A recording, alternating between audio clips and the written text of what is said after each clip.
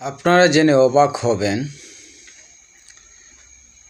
যে বাংলাদেশের আগামী 12 ফেব্রুয়ারি নির্বাচন নিয়ে গভীর একটি ষড়যন্ত্র হচ্ছে নির্বাচনী ফলাফল নিয়ে।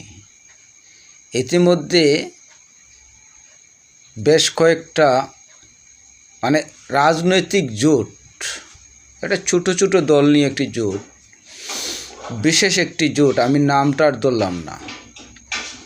এই জোটের কিছু নেতাকর্মী, তারপর মৌলবাদী একটি সংগঠন ভোটের ফলাফল নিয়ে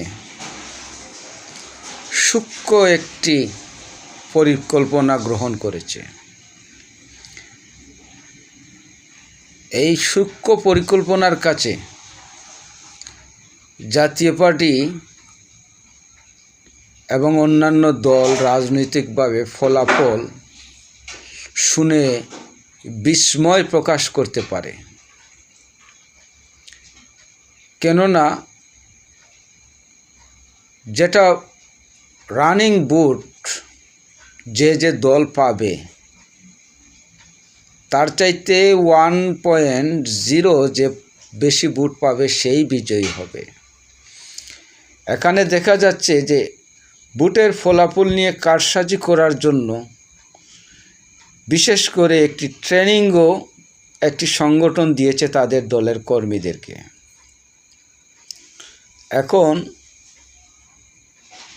নির্বাচনের দিন ফলাফল ঘোষণার সময় সূক্ষ্ম কারসাজি কিভাবে হবে আমি আপনাদেরকে আগেই সতর্ক করে দিলাম। আমরা যারা ভাবি যে বা কিছু মানুষ ভাবতেছে দেশে শান্তিপূর্ণ, অবাধ, সুষ্ঠু নির্বাচন হবে, আমি কিন্তু তার লেশমাত্র খুঁজে পাচ্ছি না। আমার মনে হয় যে 12 তারিখ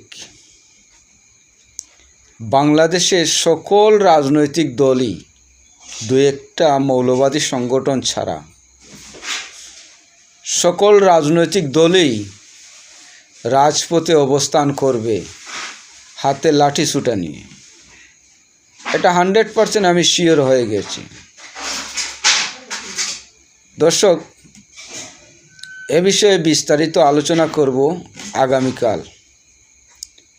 চ্যানেলটির সঙ্গেই থাকুন।